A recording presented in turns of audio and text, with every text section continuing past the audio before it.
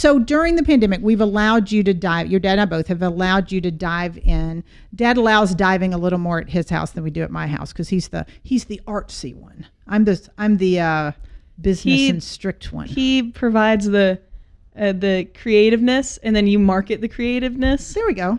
Yeah, that's perfect. Kennedy with her jewels. That's right. Just beat it. We did have our youngest just launched a jewelry line, Just Beat It, which is great. But all right, so as you're diving into these passions, you have, and Mitch said that. He said, I think you earned that right, which you clearly have done. I agree. So I feel like letting you dive in is one thing. As parents, we could do a better job of saying, all right, let's explore.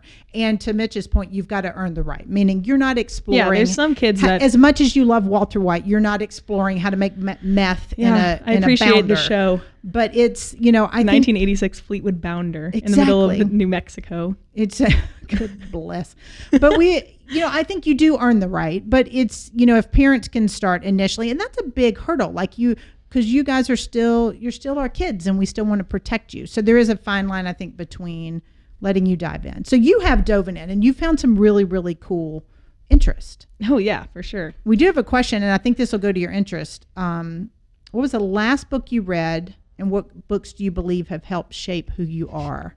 That's a question coming in on Facebook. The last book I read was Wild and Crazy Guys, I think it's Wild and Crazy Guys, how the comedy mavericks of the 1980s shaped Hollywood forever. So this book just talks about stories of like Aykroyd and Belushi and Harold Ramis and John Candy and all of them, Eddie Murphy, like all of them, and just how they met, how they got into it, and then their rise to the top, I couldn't put it down. I would finish a class and I would go outside, lay in my hammock and read for like a couple hours. And it was the best book ever. And it shaped like how I thought about that entire realm so much. And then I'm excited to read Bossy Pants by Tina Fey, just because she was like a head writer at SNL and all that. And she's like a great producer. Well, let's stay on that for a minute, because the question was how it has shaped what you think. But reading these books, because I've seen the books that I do kind of look and see what she's reading and listening to and all that. Not to censor or police it, but just so I'm aware. I try to sound cool. I've yet to manage to do that, but it has shaped your plans and what you want to do, because you've had a little bit of a shift of late into your interests have really led you more into what you're thinking for a career. And this is what I really wish more kids could do is, most of us, to Angie's point, we go in, we find a job, we go to college, we get a job, we clock in, we clock out. But a lot of adults aren't doing things that really excite them. Or that they're passionate about. And that's been what, for me has been cool to watch is you're getting excited about these things. Yeah. And it did reshape she's actually kind of changed direction in what she wanted to study in college. And I will tell y'all, because y'all are listening, and I'm going to let you in a little secret. She was scared to death to tell me that she had reconsidered what she was studying because she was afraid she'd get the mom response. Well, okay, let me go back. I'll give you guys a little backstory. Since I literally was born, as long as I can remember, I've like rockets and space and everything was like the thing. And I wanted to go to an aerospace and be an engineer and all that. And then I got to high school and I still wanted to do that. I went to space camp in like 2016. Still the best experience of my life. Oh, it was fantastic. We've got cute little pictures. Oh. Yes. Yeah. But space camp was cool. Else. It was awesome. No, I loved it. I'm very glad I went. And then I got into this year of math, and all the schools all messed up now. But I got in this year of math, and I was like, okay, I'm still good at math, but I wasn't doing as good as I should be if I wanted to be an aerospace engineer, because it literally is rocket science. And then over Thanksgiving, my dad showed me like movies and stuff, and then I got it, and then I started getting into comedy and stuff, and I kind of looked away from aerospace a little bit. I still love it, but then it got me really excited about all the production and film and stuff. And then I got more into that, and I kind of wanted to go more into that realm of things and less away from the 9-to-5 desk job, because I can't do that.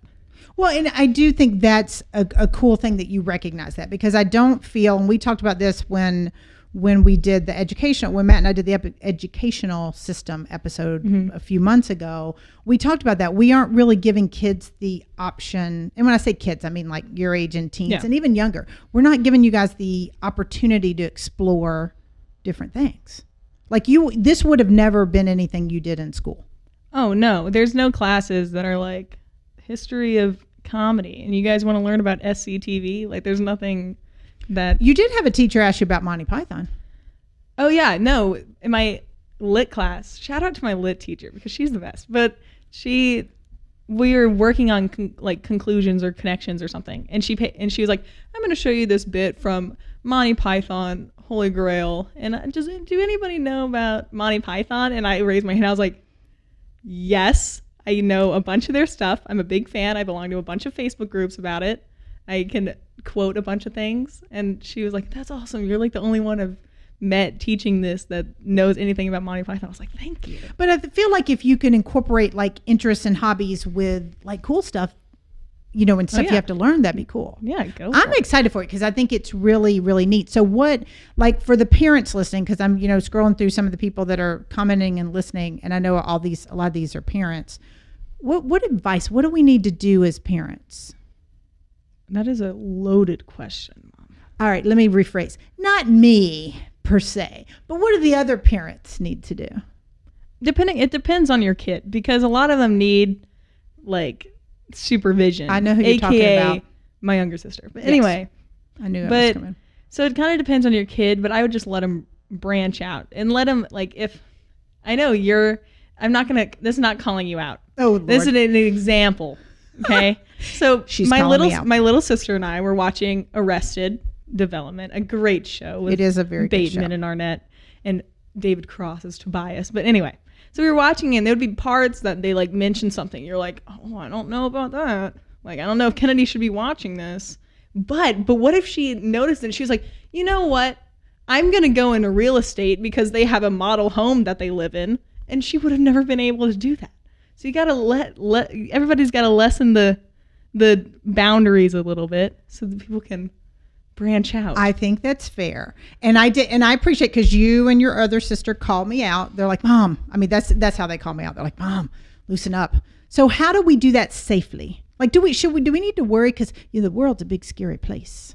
Oh yeah. Worry to a certain extent. And then again, it does reflect on your children because there's some that you need to worry about more than others.